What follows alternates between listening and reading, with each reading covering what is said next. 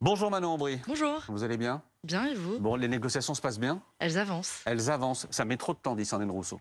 C'est normal d'être impatient. Moi aussi, j'aurais aimé que dès le lundi, on arrive avec un gouvernement clé en main. Écoutez, ça fait 4 jours que beaucoup, à droite, à l'extrême droite, chez les macronistes, rêvent que le nouveau Front populaire éclate. Mhm. Et mine de rien, de nouveau, on les fait perdre. Ils ont espéré qu'on ne s'allie pas, on a réussi à s'allier. Ils espèrent que ça éclate, ça n'éclate pas. Mais qu'est-ce qui coince? Mais c'est normal, élaborer un gouvernement, ça se fait pas d'un claquement de doigts. Vous avez des équilibres politiques à trouver.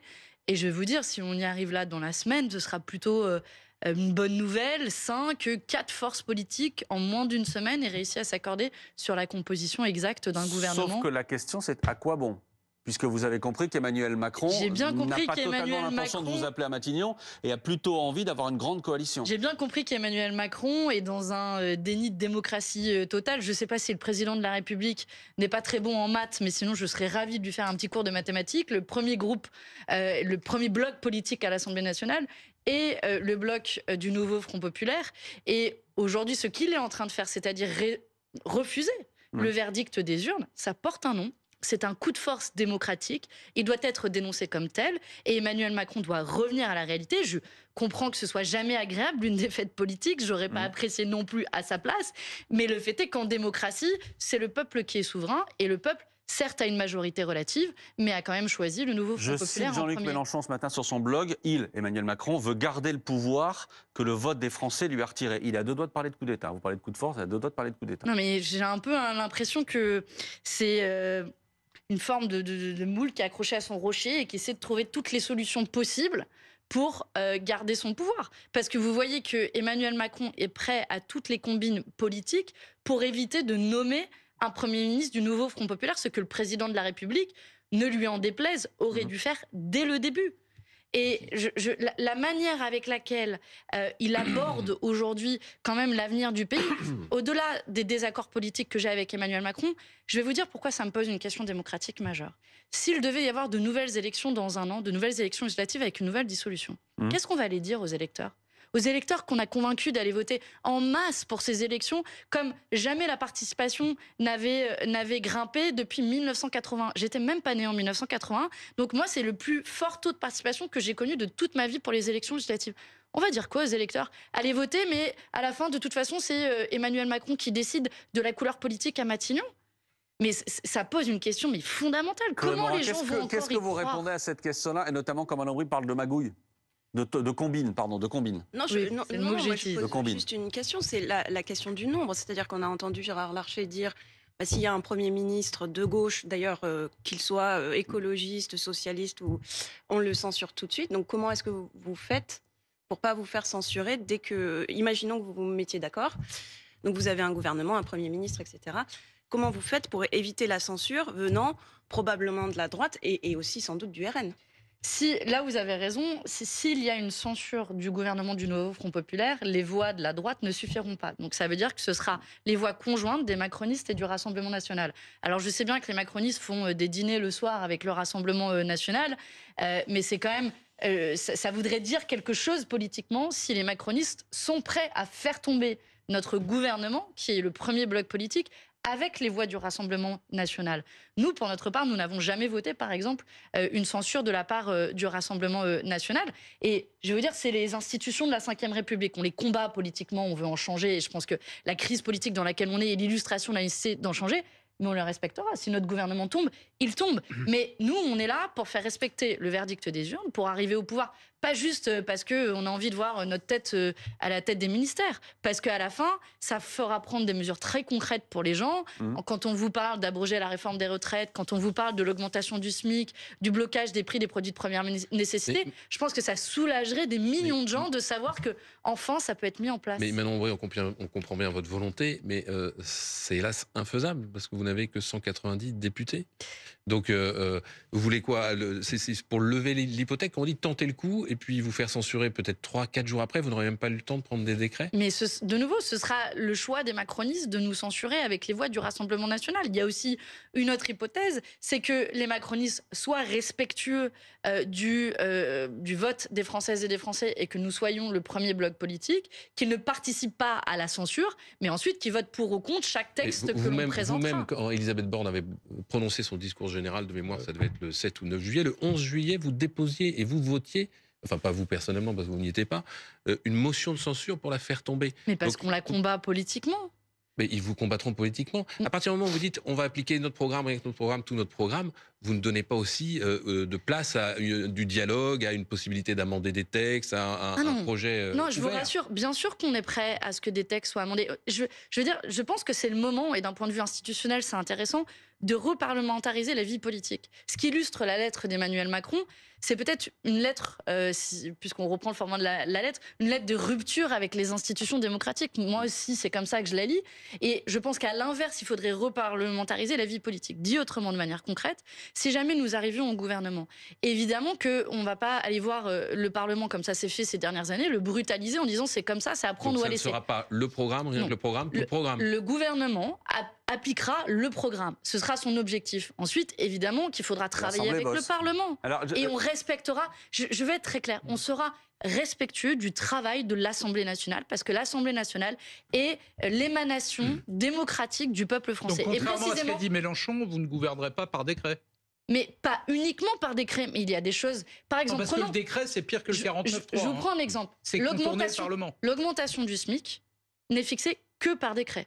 Il n'y a pas de projet de loi qui fixe le montant du SMIC. C'est uniquement un décret. Donc si on veut augmenter le SMIC, bien sûr qu'il faudra un décret. Sauf qu'il faut une loi pour aider les petites et moyennes entreprises. Et là, il faut une loi. Eh bien, j'ai du mal à imaginer que les macronistes refusent une loi pour aider les petites et moyennes entreprises, eux qui sont si soucieux de ces petites entreprises. Je vous donne un autre exemple. Sur la question des déserts médicaux, sur la question de la fin de vie. Oui, je pense qu'on peut travailler avec l'Assemblée nationale de manière raisonnable pour arriver à un texte dans la lignée de ce que nous avons présenté aux Français. Notre point de départ, évidemment que c'est notre programme. Je veux dire, on fait de la politique pour des idées et c'est ces idées qu'on va défendre. On ne va pas leur tourner le dos une fois élus. Et ensuite, on travaillera avec l'Assemblée nationale parce qu'on sera respectueux des institutions de l'Assemblée. Manon Bry, est-ce que vous êtes sûr de vos alliés? Parce que quand on regarde plutôt. Du point de vue de la droite, du point de vue de beaucoup de macronistes, le problème, c'est pas tellement le NFP. Le problème, c'est LFI. Est-ce qu'il y a un risque, à un moment donné, face à une impasse, que le NFP soit cassé et que vous vous retrouviez mis de côté? Deux choses là-dessus. La première, c'est que au début, le problème, c'était Jean-Luc Mélenchon. Puis le problème, c'est devenu toute la France insoumise. Puis, quand on a entendu aussi Gérald Darmanin, le problème, ça devient les écologistes, y compris Sandrine Rousseau, dont vous passiez un son ce matin. Donc, on voit que leur arc républicain ne cesse de se déplacer et qu'on sait très bien qu'à la fin, ils veulent prendre dans l'étau l'ensemble de la gauche. Première chose. Et deuxième chose, on avait dit depuis lundi que le nouveau Front populaire allait éclater. Moi, je ne l'ai pas vu éclater. Olivier Faure, pas plus tard qu'hier soir, a donné une interview en disant « Moi, j'ai été élu sur un programme de gauche, celui du nouveau Front populaire, et c'est à celui-là que je vais faire honneur. » Et je ne lui suis pas particulièrement gré à Olivier Faure. Je pense que c'est la moindre des choses quand vous faites campagne de respecter vos idées. Mais oui, le nouveau Front populaire tient. Et un signe de cela, c'est l'unité autour de la construction du gouvernement. Parce que oui, des noms sont sortis, etc. Mais la vérité, c'est que tout le monde a à cœur de maintenir cette unité du nouveau Front populaire. Parce que on sait derrière, c'est pas pour nous.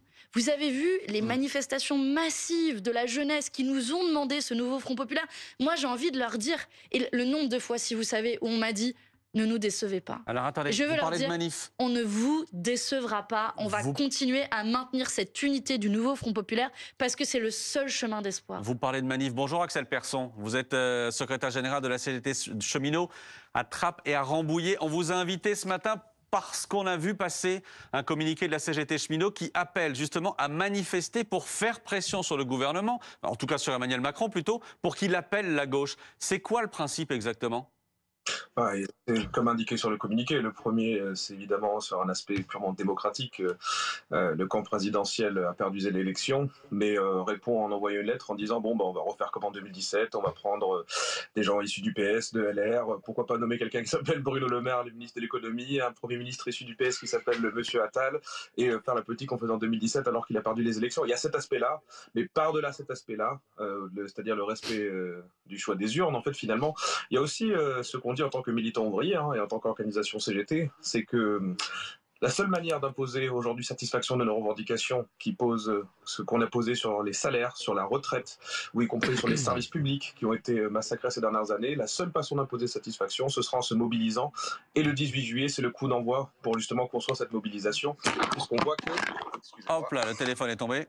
Puisqu'on voit qu'aujourd'hui, la seule façon aujourd'hui d'imposer satisfaction de nos revendications, ce ne sera pas forcément en comptant sur ce blocage institutionnel, mais bien en organisant l'intervention aujourd'hui de la population, des travailleurs, de leurs syndicats sur la scène politique. Mais alors, attendez une chose, Axel Persson. Si Emmanuel Macron n'appelle pas la gauche, malgré vos appels à manifester, malgré les manifestations, est-ce que derrière, on peut imaginer que pour faire encore plus pression, vous passiez à la grève, y compris cet été, y compris pendant les JO? Tout est ouvert, évidemment, que tout ça, ça se pose. Et c'est pas juste une question de quel Premier ministre ou Première ministre on veut, c'est avant tout quel est le programme qu'on veut voir appliquer. Et aujourd'hui, ce qui a suscité un espoir chez bon nombre de travailleuses et de travailleurs, ça a été bien sûr cet aspect d'empêcher l'extrême droite de prendre le pouvoir, mais c'est pas en programme en soi, en juste empêcher l'extrême droite de prendre le pouvoir en soi, c'est pour appliquer un programme qui permet de transformer aujourd'hui la société, de transformer la vie des gens de manière concrète, sur la question des salaires, sur la question des retraites, sur la question des services publics, sur le rapport de manière générale aux conditions de travail, à notre capacité de pouvoir vivre dignement de notre travail. C'est tout ça qui est posé. Et nous, ce qu'on dit aujourd'hui, c'est que oui, en effet, la seule façon d'atteindre ça, ce seront par des mobilisations, par des grèves. Et quant à la question, quand est-ce que ces grèves auront lieu, la seule réponse que je peux vous donner, c'est quand les travailleuses et les travailleurs seront prêts à le faire. Je l'espère le plus vite que possible, mais ce sera avant tout des choses qui seront décidées par les travailleuses et les travailleurs eux-mêmes. Mais nous, en tout cas, on va les réunir, leur proposer cette stratégie, et on espère qu'elle sera mise en œuvre le plus rapidement que possible. Mais vous dites que tout est ouvert. Vous dites que tout est ouvert avec cette personne. Je voudrais vous citer, Manon Aubry, ce que disait à l'instant Sophie Binet, la patronne de la CGT.